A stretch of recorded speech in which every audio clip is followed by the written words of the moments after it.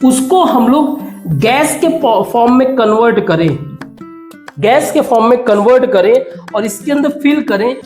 दूसरा सिचुएशन ये है, क्योंकि हम लोग सिर्फ और सिर्फ हाइड्रोजन के कंसंट्रेशन पे फोकस कर रहे हैं, और हाइड्रोक्लोरिक एसिड की बात अगर करें तो ये हाईली एसिडिक है, बहुत ज्यादा।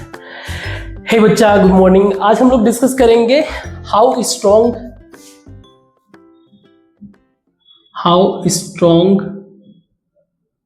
Are acids and bases solution. So काफी इंपॉर्टेंट डिस्कशन होने वाला है ये।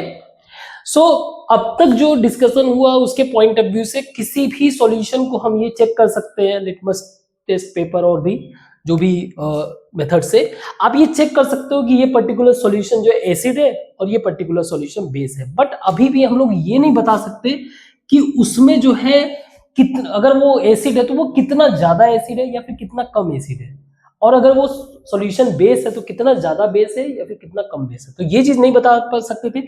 इसको बताने के लिए, इसको समझाने के लिए एक स्केल डेवलप किया गया। स्केल दैट इज एक पैरामीटर डेवलप किया गया, है ना। जैसे कुछ अगर है तो कोई लेंथ है तो वो कितना लंबा है तो भाई आप मेजर कर लो। दैट इज द रीजन इसको भी प्रॉपर वे से मेजर करने के लिए एक पैरामीटर डेवलप किया गया जिसका नाम था scale, that is P H scale. अब ये पीएच का मतलब, P H basically potential of hydrogen ion concentration, कि पर्टिकुलर सॉल्यूशन में हाइड्रोजन आयन का कंसंट्रेशन कितना है, उसके बेसिस पे हम लोग डिसाइड करेंगे कि आपका सॉल्यूशन जो है वो बेस है या फिर एसिडिक। पोटेंज का मतलब बताता है स्ट्रेंथ या फिर कह लो स्ट्रॉन्ग, मतलब कितना ज्यादा हाइड्रोजन आयन अवेलेबल है, वो ये चीज रिप्रेजेंट करता है। और अगर आप इसके डिटेल में जाओगे, पोटेंज वैसे जर्मन वर्ड है जिसका मतलब होता है पावर, कि हाइड्रोजन आयन का कंसंट्रेशन वो कितना पावर में ये। तो अगर पीएच पे जाओगे तो basically pH is equal to होता है माइनस लॉग टू बेस 10 और H प्लस आयन का कंसंट्रेशन। नाउ ये कैसे स्केल डेवलप हुआ ये हम लोग अभी डिस्कस करेंगे। अगर आप इसके स्केल को देखोगे तो ये 0 से लेकर 7, 0, 7 एंड 14, ये हमारा है न्यूट्रल। अगर कोई सॉल्यूशन है, एसिड और बेस इक्वल है तो न्यूट्रल है। ये स्ट्रॉन्ग एसिड, 0 का मतलब हो गया स्ट्रॉन्ग एसिड, और ये है स्ट्रॉन्ग बेस। बट अगेन ये सारे के सारे नंबर आए कैसे, फिर ये माइनस का सिग्निफिकेंस क्या है, क्यों हमने माइनस पिक किया, क्यों हमने लॉग के टर्म में यूज किया। तो देखो, जब हम लोग बात करते हैं किसी भी सॉल्यूशन को, किसी भी सॉल्यूशन की अगर हम बात कर रहे हैं तो सॉल्यूशन के अंदर जो उसके पार्टिकल्स हैं, उनके पार्टिकल्स वो मिलियंस ऑफ पार्टिकल्स होते हैं, मिलियंस। अगर हम लोग H प्लस आयन की बात करें तो H प्लस आयन का जो कंसंट्रेशन हम लोग मेजर करेंगे वो मेजर करेंगे मोल पर लीटर में, मोल पर लीटर में। ये इसको सिंपल ऐसे कर दो, मोल पर लीटर में। अब ये मोल का मतलब क्या होता है, मोल बेसिकली जैसे आप मार्केट में जाते हो तो आपने बोला 1 डजन, 1 दर्जन केला दे दो, तो वो 12 इंक्लूड करेंगे ना, 12 केलास, 12 बनानास। इसी तरीके से मोल एक पैरामीटर यूज किया गया, इसका कंसेप्ट दिया गया ऐसे कि अगर हम लोग एक स्टैंडर्ड टेम्परेचर प्रेशर क्रिएट करें, STP, standard temperature pressure and volume, that is जो स्टैंडर्ड के पॉइंट ऑफ व्यू से 0 डिग्री सेल्सियस 1 बार टेम्परेचर, और एक वॉल्यूम का मतलब हो गया 22.71 लीटर वॉल्यूम। तो मान लो कोई एक मैंने क्रिएट कर दिया एक बॉक्स जो 20 कितना है ये, इसका वॉल्यूम कितना है 22.71।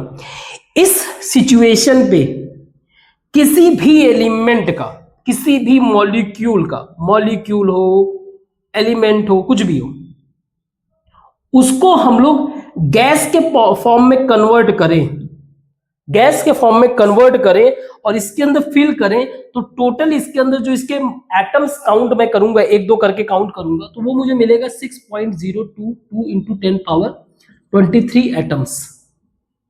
तो इसको मैंने कंसीडर कर लिया 1 मोल। और क्योंकि सॉल्यूशन बहुत हैवी होते हैं ना, इसीलिए। दूसरी बात, लॉग हमने इसीलिए लिया क्योंकि जो वैल्यूज हैं वो बहुत ज्यादा हाई हैं, बहुत छोटे छोटे मॉलिक्यूल्स हैं हाइड्रोजन के कंटेंट 1 लीटर सॉल्यूशन में, that is the reason log लिया। अब जैसे मान लो मैं सॉल्यूशन की बात कर रहा हूं, तो जैसे मान लो मेरे पास है 1 मोल hydrogen in 10 power 3 litre solution. तो अगर मैं देखूंगा इस वैल्यू को, तो मुझे ऊपर करना रहेगा 10 पावर 3, तो ये 10 पावर -3 हो जाएगा, -3 हो जाएगा। तो हमें लॉग का फॉर्मूला पता है, that is log m power n, that is log m power n, हम लोग लिखते हैं n log m।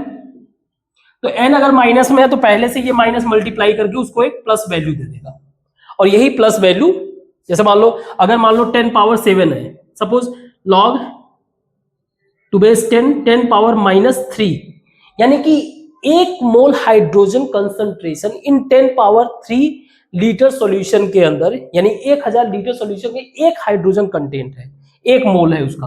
तो अगर मैं इधर करूंगा तो इसका डायरेक्ट वैल्यू मैं 3 लिख दूं, क्योंकि ये जो है ये यहां पे आ जाएगा, मतलब ऐसे हो जाएगा ना, minus into -3 log 10 to base 10 log a to base a is equal to 1।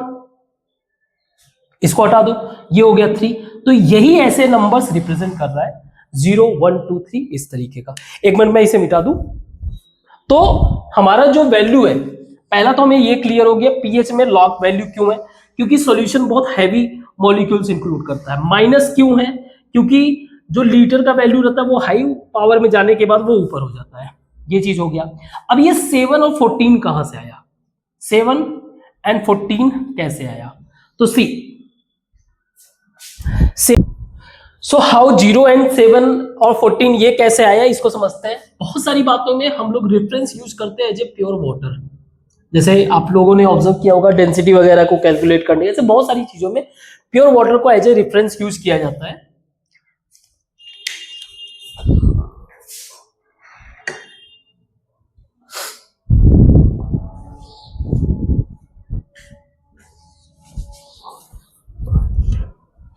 तो अब हम लोग ये समझते हैं कि ये वैल्यूज कैसे आए 0 7 एंड 14। सो बहुत सारी चीजों में pure water as a reference use किया जाता है, तो इसमें भी प्योर वाटर का ही रेफरेंस यूज किया गया है eight normal temperature, basically 25 degree Celsius. ऐसा माना जाता है कि 25 डिग्री सेल्सियस में जो प्योर वाटर है वो सेल्फ आयोनाइज हो जाता है। सेल्फ आयोनाइज, सेल्फ आयोनाइज का मतलब क्या है, बेसिकली इसका कहने का मतलब ये है कि ये H+ एंड OH आयन में ब्रेक होता है, equal amount of moles present रहता है, that is 1 into 10 power -7 and 1 into 10 power -7। Means at this point the concentration of hydrogen and hydrogen oxide, इनके जो कंसंट्रेशन है वो इतना इक्वल होते हैं, फिक्स होते हैं, ठीक है। तो इस पॉइंट पे यानी कि न्यूट्रल, जहां पे दोनों ही इक्वल है, इक्वल प्रेजेंट है, तो मैं कह सकता हूं pH is equal to -log 10 power -7 hydrogen का कंसंट्रेशन। तो इसको मैं लिख सकता हूं minus into -7 log 10 to base 10 is equal to 1, that is 7। ये मुझे मिल गया pH is equal to 7, that is ये रिप्रेजेंट कर रहा है न्यूट्रल। दूसरा सिचुएशन ये है, क्योंकि हम लोग सिर्फ और सिर्फ हाइड्रोजन के कंसंट्रेशन पे फोकस कर रहे हैं, और इनका रिलेशन अगर कंसंट्रेशन में ऐसा है कि जैसे अगर एक चीज घटेगा, अगर हाइड्रोजन आयन घटेंगे तो ऑटोमेटिकली जो है, ऑटोमेटिकली ये बढ़ जाएगा OH, और अगर OH घटेगा तो फिर H बढ़ जाएगा। तो हम लोग एक सिचुएशन ऐसा समझते हैं कि जहां पे पूरे के पूरे सॉल्यूशन के अंदर, कंप्लीट सॉल्यूशन के अंदर क्या है, आपका हाइड्रोजन आयन प्रेजेंट है। तो मान लो हमारा जो हाइड्रोजन आयन का कंसंट्रेशन है मोल पर लीटर है। हम मान लेते हैं कि सारा का सारा, यानी कि सारा का सारा हाइड्रोजन कंसंट्रेशन पूरा का पूरा कंप्लीट मोल प्रेजेंट है इज इक्वल टू 1 लीटर में।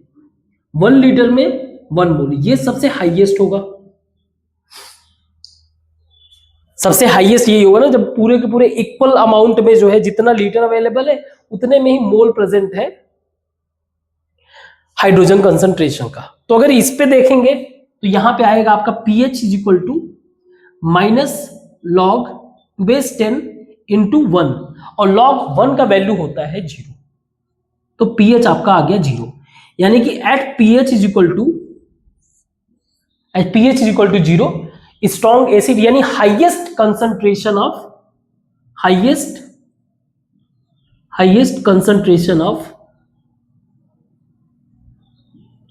Of hydrogen ion.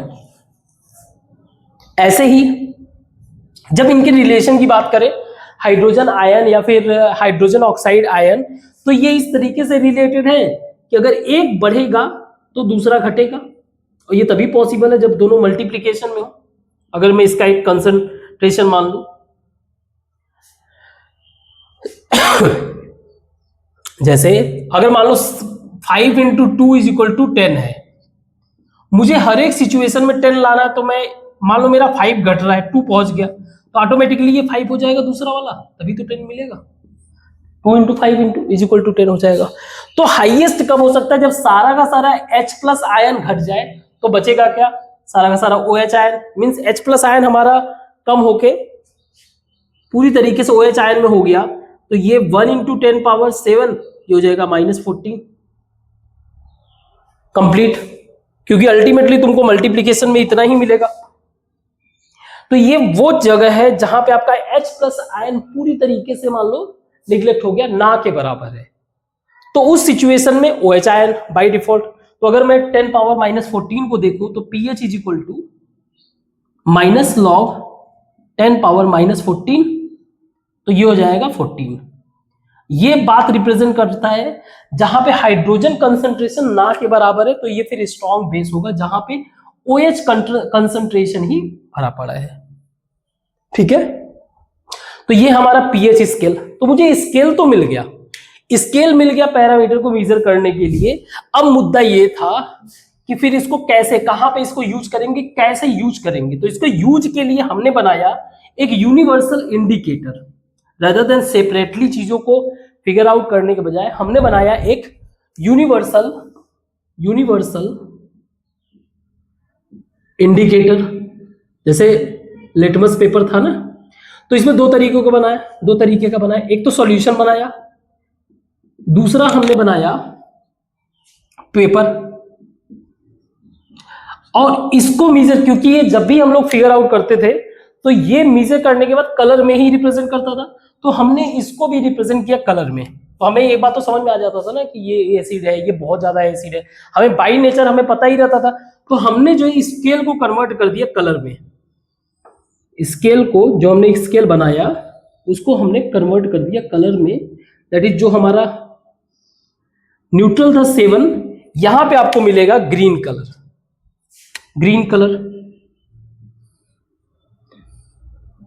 और ग्रीन से जो है, अगर आप नीचे जाते जाओगे, एक्सट्रीम जो आपको मिलेगा, जहां पे हाइड्रोजन का कंसंट्रेशन बहुत ज्यादा है, वहां आपको मिलेगा रेड कलर। ये वो पोजीशन है जहां पे हाइड्रोजन का कंसंट्रेशन बहुत ज्यादा है। इससे पहले आपको मिल जाएगा येलो, ग्रीन से आते हुए लाइट ग्रीन, येलो, फिर ऑरेंज, इस तरीके से, और फिर जो है फाइनली रेड। तो इस बीच हमें अंदाजा लग जाएगा कि कौन सा कितना ज्यादा एसिडिक है।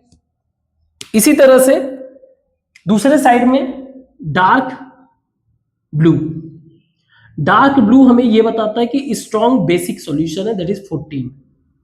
ठीक, तो ऐसे ही ग्रीन, डार्क ग्रीन, ये डार्क ग्रीन तक पहुंचेगा, डार्क ग्रीन से फिर धीरे धीरे लाइट ब्लू, फिर डार्क ब्लू।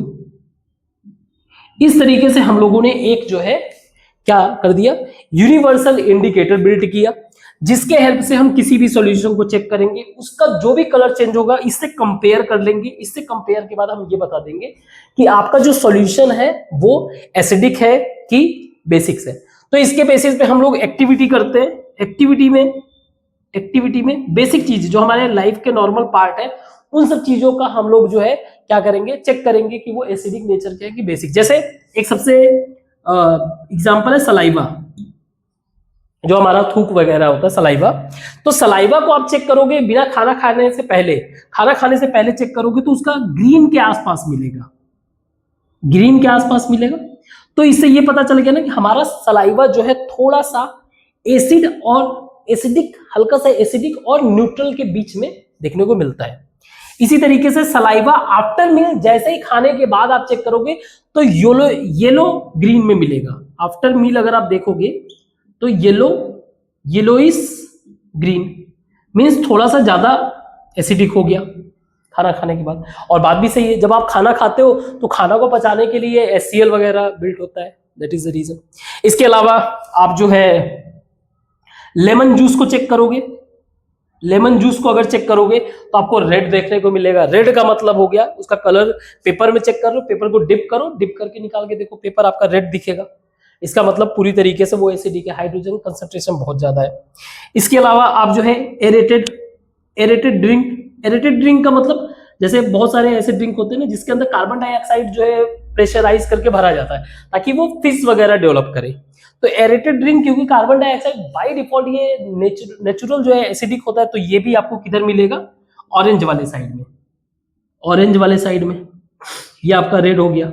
ऐसे ही कॉफी भी थोड़ा सा एसिडिक है, ये भी आपको ऑरेंज साइड में ही मिलेगा, ऑरेंज रेड। ऐसे ही टोमेटो भी आपको कहां मिलेगा, येलो और ऑरेंज के आसपास। इसके अलावा आप NaOH सॉल्यूशन ले लो, NaOH सॉल्यूशन, तो वो आपको कहां मिलेगा, डार्क ब्लू के पास। NaOH सॉल्यूशन आपको क्या दिखाएगा, जो पेपर है उस पे डार्क ब्लू कलर दिखाएगा। और HCl अगर सॉल्यूशन आप चेक करोगे तो वो क्या दिखाएगा, डार्क रेड दिखाएगा। तो इससे इजी वे से हम फिगर आउट कर लेंगे कि अगर वो एसिड है तो बहुत ही स्ट्रॉन्ग एसिड है, एसिड है बहुत लाइट एसिड है। इस तरीके से जो है हम लोग फिगर आउट कर सकते हैं। ठीक है, इसको मिटाता हूं फिर हम लोग आगे डिस्कस करते हैं। तो importance of P H, importance of P H in everydays life, हमारे रोज की जिंदगी में कितना इंपॉर्टेंस है आप चेक कर सकते हो। जैसे अगर ह्यूमन बॉडी की बात करें, ह्यूमन बॉडी का जो एवरेज पीएच है वो 7 to 7.4। इसका मतलब ये हो गया 7.4 क्या 7.8, इसका मतलब ये हो गया कि हमारा जो एवरेज पीएच है वो न्यूट्रल से लिटिल बिट बेसिक है। जैसे अगर ब्लड की बात करें तो ब्लड हमारा जो है वो बेसिक नेचर का 7.4 है। और ये जो रेंज है, अगर ये रेंज थोड़ा सा भी डिस्टर्ब हुआ तो डायरेक्ट आपका हेल्थ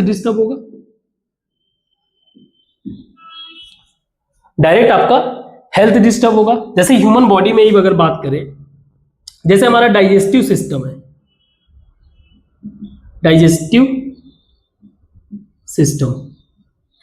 तो जब हम लोग फूड कंज्यूम करते हैं, फूड जब अंदर स्टमक में जाता है तो उसको डिसइंटीग्रेट करने के लिए, फूड को ब्रेक करने के लिए बॉडी के स्टमक में HCl हाइड्रोक्लोरिक एसिड रिलीज होता है। और हाइड्रोक्लोरिक एसिड की बात अगर करें तो ये हाईली एसिडिक है, बहुत ज्यादा स्ट्रॉन्ग एसिड है। अब ये क्या करता है, फूड को ब्रेक करेगा, पूरे मतलब अलग अलग न्यूट्रिएंट्स करेगा, फिर डिस्ट्रीब्यूट करेगा, रिक्वायर्ड जहां जगह की जरूरत है वैसे वैसे जो है न्यूट्रिएंट्स को प्रोवाइड करने का काम करेगा। सम टाइम क्या होता है कि ये बहुत ही ज्यादा एसिड रिलीज करने लगता है, बहुत ज्यादा एसिड रिलीज होने के कारण या तो एसिडिटी होता है, या तो एसिडिटी होने लगता है, या पेट पेन होने लगता है, पेट में इरिटेशन होने लगता है, थ्रॉट में, ऐसा बहुत सारी चीजें होने लगती है। बट इसका कॉज तो एसिड ही है। तो इसको काउंटर करने के लिए हम लोग यूज करते हैं that is milk of magnesia, milk of magnesia, that is magnesium hydroxide. अब ये एक तरीके का बेस है, और हमें नॉर्मल तरीके से पता है acid plus base is equal to salt plus water. Acidity का प्रॉब्लम सॉल्व। एक तो ये हो गया। दूसरा, ह्यूमन बॉडी के अंदर ही जैसे हमारा टूथ है ना, टूथ, तो अगर टूथ की बात करें तो टूथ के ऊपर एक लेयर होता है, जो भी हमारे टीथ है इसके ऊपर एक लेयर होता है, उसको बोलते हैं इनेमल। क्या बोलते हैं? इनेमल। टीथ है हमारा, या टूथ कह लो, टूथ, इसके ऊपर एक लेयर होता है जिसको बोला जाता है इनेमल। और ये इनेमल जो है बना होता है, वैसे तो इसका जो केमिकल नाम है वो थोड़ा सा ज्यादा टफ है, सिंपल रखते हैं। वो उसका जो कंस्टिट्यूएंट होता है कैल्शियम फास्फोरस, उसके जो कंटेंट होते हैं वो कैल्शियम और फास्फोरस होते हैं। अब होता क्या है कि जब भी आप खाना खाते हो तो जो माउथ के अंदर बैक्टीरियाज है, जो माउथ के अंदर जो बैक्टीरिया है वो इन खाने को कंज्यूम करते हैं। फूड हो गया, शुगर हो गया, खाने को कंज्यूम करते हैं, और जब ये कंज्यूम करते हैं दे प्रोड्यूस एसिड, और ये एसिड प्रोड्यूस करते हैं। ये एसिड जो है डायरेक्ट इससे जो है क्या करने लगता है, रिएक्ट करने लगता है। जो टूथ के ऊपर लेयर्स है उससे रिएक्ट करने के कारण पहले तो ये इनेमल को ब्रेक करेगा, फिर धीरे धीरे आपका टूथ क्या होने लगेगा, डीके, टूटने लगेगा, खराब होने लगेगा। इससे बचने के लिए ऑब्वियस सी बात है बेस का इस्तेमाल करेंगे, और सबसे अच्छा बेस फिर टूथपेस्ट ही है। टूथपेस्ट ये क्या करता है, आपका एसिड से रिएक्ट करके उसको न्यूट्रलाइज कर देता है। ठीक है, तो ये हमारे ह्यूमन हेल्थ की बात हो गया। हम अपने अगर इन्वायरमेंट की बात करें तो रेन, बारिश होती है, बारिश का मौसम भी है, बारिश होता है, तो आप बारिश को भी चेक कर सकते हो कि बारिश कहीं एसिडिक नेचर का नहीं है। जैसे अगर आप बड़े बड़े सिटीज में जाओगे तो वहां पे बहुत सारे व्हीकल्स वगैरह यूज होते हैं, और व्हीकल जो है कॉज होते हैं SOx और NOx पोल्यूशन के।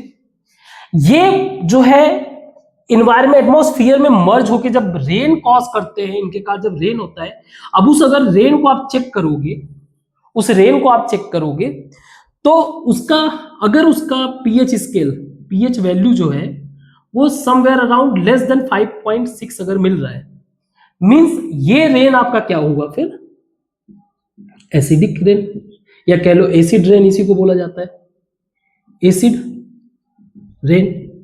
अब इस रेन का क्या है, ये बारिश जो है फाइनली बारिश का पानी जाके रिवर में मर्ज करेगा, रिवर को भी धीरे धीरे एसिडिक बनाएगा। तो जो एक्वेटिक लाइफ होते हैं, जो पानी के अंदर रहने वाले जो एक्वेटिक लाइफ है, एक्वेटिक लाइफ, ये बहुत ही ज्यादा सेंसिटिव होते हैं। इनका जो pH रेंज होता है ना, लाइफ का, सर्वाइव का pH रेंज जो है बहुत ज्यादा नैरो होने लगता है। बहुत ज्यादा नैरो होता है, बहुत ही कम रेंज में ही ये सर्वाइव कर पाते हैं। That is the reason aquatic life start to dead. तो इतना कितना ज्यादा इसका इंपैक्ट पड़ता है ना। ऐसे ही हम सॉइल के बारे में, और खैर इस पता करने के बाद फिर करेक्टिव एक्शन लिया जा सकता है ना। ऐसे ही हम सॉइल को चेक कर सकते हैं, सॉइल को, जैसे अगर आप अपने एरिया में, जैसे आपका अगर मान लीजिए आपके घर में एग्रीकल्चर एक्टिविटी होता है, तो करना कुछ नहीं है, एग्रीकल्चर के लिए सॉइल आप पिक करके ले आइए। ठीक है, सॉइल आप पिक करके ले आइए अपने अलग अलग एरियाज से, जहां पे आप रहते हो, आपका एग्रीकल्चर जो भी लैंड है, तो उसी जगह पे एक जगह अलग अलग जगह से सॉइल पिक करके ले आइए। फिर एक लीजिए बीकर, बीकर लीजिए, इसमें डालिए प्योर वाटर, प्योर वाटर, फिर उसमें ऐड करिए सॉइल जो आप लेके आए हो, सॉइल को ऐड करो, फिर इसको स्टीयर करो, स्टीयर करके इसको घुमा दो अच्छा से। फिर यूज करो एक पेपर, यूनिवर्सल इंडिकेटर पेपर, उस पेपर को उसमें डिप करो, डिप करने के बाद लेके आओ और उसको मैच करो पीएच स्केल से। पीएच जो सॉइल का जनरल रेंज होता है, सॉइल का अगर आप पीएच रेंज आप पता करोगे, जनरली 5.5 एकदम वर्स्ट केस में 5.5 हाईली एसिडिक यहां तक पहुंचेगा, इसके अलावा 7.5 के रेंज में। तो अलग अलग पीएच स्केल जो है, अलग अलग सॉइल जो है सुटेबल होता है अलग तरीके के वेजिटेबल के लिए, suitable for different kind of crops. तो सोचो अगर मान लो घर में एग्रीकल्चरल एक्टिविटी हो रहा है, तो अगर बहुत ज्यादा एसिडिक नेचर है तो उसको सॉल्यूशन किया जा सकता है, बहुत ज्यादा, फिर उसके बाद आपको ये पीएच स्केल उसके हिसाब से कौन सा ज्यादा सुटेबल क्रॉप होगा आप इस्तेमाल कर सकते हो। तो समहाउ आपके एग्रीकल्चर प्रोडक्टिविटी बढ़ जाएगा, प्रोडक्टिविटी इंक्रीज हो जाएगा। ऐसे ही बहुत सारे जानवर हैं, छोटे मोटे जो जानवर होते हैं वो भी एसिड रिलीज करते हैं अपने प्रोटेक्शन में। जैसे आपको पता होगा बी के बारे में, बी मधुमक्खी, मधुमक्खी जब आपको काटती है बी, तो वो एक फॉर्मिक एसिड रिलीज करती है, फॉर्मिक एसिड। अगेन इस एसिड के कारण इरिटेशन होगा, पेन होगा वहां पे। सॉल्यूशन इसका ऑब्वियस ही बात है, बेस, कोई सोप है उसको वहां पे जो है उसको रब कर लो, सही हो जाएगा। ऐसे ही आंट भी मेथनोइक एसिड और फॉर्मिक एसिड भी रिलीज करती है। ऐसे ही एक प्लांट है नीटल प्लांट, इसको बिछुआ पौधा भी बोलते हैं, ये भी क्या रिलीज करता है, मेथनोइक एसिड। ठीक है, तो ऐसे कई सारे प्लांट्स हैं। अपार्ट फ्रॉम दैट अगर आप जो है प्लैनेट, अलग प्लैनेट की बात करो, वीनस की अगर हम लोग बात करें, तो वीनस का जो इन्वायरमेंट है, वो वीनस का जो एटमॉस्फेयर है, वीनस जो हमारा ग्रह है, शुक्र ग्रह, यहां पे के इन्वायरमेंट में 96% तो कार्बन डाइऑक्साइड है, बचा जो है वो सल्फ्यूरिक एसिड है। अब इसके कारण, इसके प्रेजेंस के कारण एक तो इनका जो एटमॉस्फेयर है वो क्लाउडी दिखता है, व्हाइट येलोइश क्लाउड। दूसरा, ये इसके प्रेजेंस के कारण यहां का टेम्परेचर लगभग 470 डिग्री सेल्सियस, इतना एनफ है कि आपको लेड जैसे मेटल को भी पिघला दे। तो आप एज्यूम कर सकते हो वहां के सर्वाइवल की अगर कोई लाइफ पॉसिबल है कि नहीं, और अगर नहीं है तो क्यों नहीं है। और अगर सैटेलाइट अगर भेजना है, सैटेलाइट क्या, और अगर कोई मान लो हमें कोई ऐसा अपना रोबोट या फिर ऐसा भेजना है, तो ये क्या क्या चीजें ध्यान में रखना चाहिए, ये हो गया। अपार्ट फ्रॉम दैट कुछ जो है नेचुरल सोर्स होते हैं, नेचुरल सोर्स ऑफ एसिड्स, जैसे एग्जाम्पल के लिए ऑरेंज है, ऑरेंज या फिर लेमन, ये नेचुरल सोर्स है सिट्रिक एसिड का, सिट्रिक एसिड। ऐसे ही विनेगर, विनेगर जो है नेचुरल सोर्स है एसिटिक एसिड, एसिटिक एसिड का। मिल्क, मिल्क जो है नेचुरल सोर्स माना जाता है लैक्टिक एसिड का, lactic acid. Tamarind, tamarind that is इमली, ये नेचुरल सोर्स माना जाता है टार्टेरिक एसिड का। ऐसे कई तरीके के एसिड हैं। टोमेटो, टोमेटो को जो है नेचुरल सोर्स माना जाता है ऑक्सैलिक एसिड का। और ऐसा नहीं है कि जो है इसके अलावा और कोई एसिड नहीं होगा, इसके अंदर जो है एसिटिक सिट्रिक एसिड भी मिलेगा। ठीक है, ऐसे ही जो है आंट हो गया, नीटल हो गया, इन सबको नेचुरल सोर्स माना जा रहा है मेथनोइक एसिड। तो आज के लिए बस इतना ही। इससे रिलेटेड जो भी क्वेश्चंस आंसर है, क्वेश्चंस वगैरह है, आप इजी वे से क्वेश्चन को इस टॉपिक जो भी हम लोग डिस्कस किए इस पे कर सकते हो। अगर मान लो नहीं हो सकता है तो आप डिस्क्रिप्शन में देखोगे, सॉल्यूशन मिल जाएगा। इन वर्स्ट सिनेरियो अगर वो भी पॉसिबल नहीं है, कमेंट में मेंशन करना, सॉल्यूशन कर दूंगा। ठीक है, थैंक यू।